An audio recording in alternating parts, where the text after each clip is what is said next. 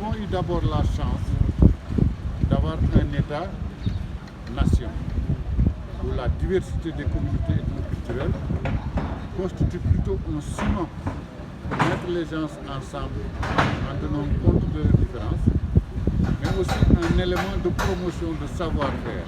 Et parmi ces savoir-faire, il y a le travail, donc la production, il y a les outils de production, il y a le produit des productions qui est une consommation directe des producteurs.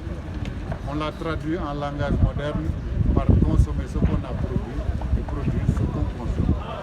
Et nos études nous ont permis de savoir que si le Sénégal consomme du local pendant une semaine, on épargnerait, on éviterait une exportation de devises qui tournerait autour de 6 milliards. Mais dans le sens de la production locale, comment se manifeste cette diversité? Comment on peut l'observer à travers cette production? J'ai taquiné les cousins sérères.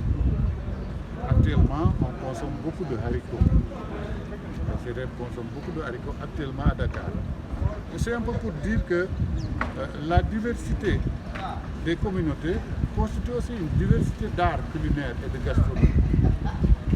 Permettez-moi juste de noter que dans la gastronomie traditionnelle africaine, il y a la gastronomie digestive et la gastronomie curative. C'est-à-dire qu'il y a des plats qui sont destinés à soigner certaines maladies. Et il y a d'autres plats qui sont destinés à une catégorie spécifique de personnes. Les circoncis, il y a des plats qu'ils mangent, il y a des plats qui leur sont interdits. Les dames qui ont fait le tatouage des lèvres, etc. Donc à chaque instant, ceux qui ont atteint de rougeole, ceux qui sont atteints de variole, toutes les maladies ont des plats qui leur sont autorisés, recommandés ou interdits. Donc vous voyez, tout ça constitue un ensemble d'éléments qu'il nous sera important de valoriser pour permettre aux gens d'abord de manger de manière saine, mais aussi de pouvoir économiser de l'argent et de créer du travail. Parce que si on arrive à aller dans le sens de l'autosuffisance alimentaire en mil, en maïs, en foignon, etc., en élaguant les productions industrielles que le colon avait amenées juste pour son économie, et en retournant vers ce qu'on a de chez nous, on va facilement arriver à économiser non seulement de l'argent, mais à créer des emplois dans le rural et dans le périurbain.